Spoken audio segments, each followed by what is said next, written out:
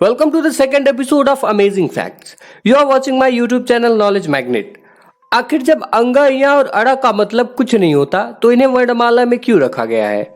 Social sites पे हजार को के क्यों लिखा जाता है? टूथपेस्ट में ये अलग अलग रंग के चिन्हों का क्या मतलब होता है?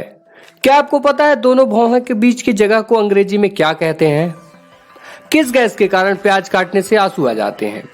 अगर इन सभी सवालों के जवाब जानने हैं तो बिना स्किप किए वीडियो को लास्ट तक देखते रहिए।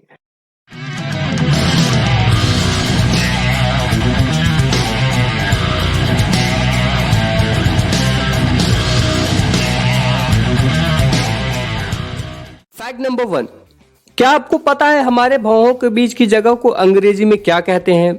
नहीं पता तो मैं बता देता हूं। दरअसल हमारे दोनों भौहों के बीच जो जगह खाली होती है उसे ग्लैबेला कहा जाता है। फैक्ट नंबर 2, इंडियन मार्केट में जब से जियो आया है तब से लोग सोशल साइट्स पे बहुत ज्यादा एक्टिव हो गए हैं। Facebook, Instagram, Twitter, TikTok.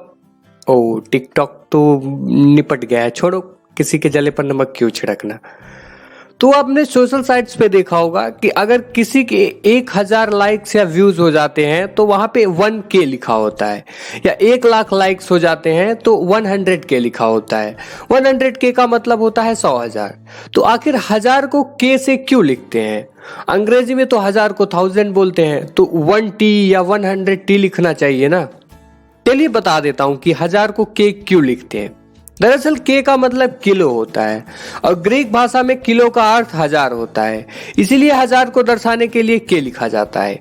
जैसे 1000 को 1K, 10,000 को 10K और 1 लाख को 100K। फैक्ट नंबर 3, स्कूल का पहला दिन। जब हम पहली बार स्कूल जाते हैं फिर वहां से आते हैं और उस पूरे दिन में सीखते क्या है? कमाने कबूतर, खमाने खरगोश, गमाने गमला, घमाने घड़ी और अंगामाने कुछ नहीं। फिर अगली लाइन में गए तो चमाने चम्मच, छमाने छाता, जमाने जहाज और झमाने झंडा, लेकिन यामाने फिर कुछ नहीं। यही हाल अड़ा का भी है।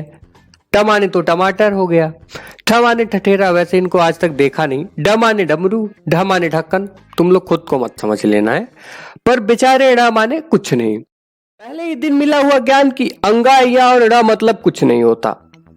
हिंदी में भले ही इनका कोई खास उपयोग ना हो, पर संस्कृत में बिना इन तीनों का यूज किए आप एक लाइन तक नहीं लिख सकते। चलिए उदाहरण देके समझाता हूं।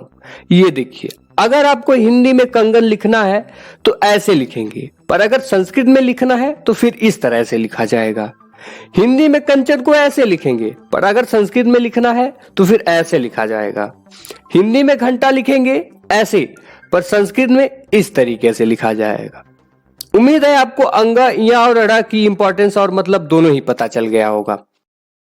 फैक्ट नंबर 4, यार आदमी सुबह सुबह उठने के बाद पहला काम क्या करता है? अरे हाँ, जो सोच रहे हो वही, पर मैं उसकी बात नहीं कर रहा, बल्कि उसके बाद वाले की बात कर रहा। जी सही समझे, ब्रश करता है।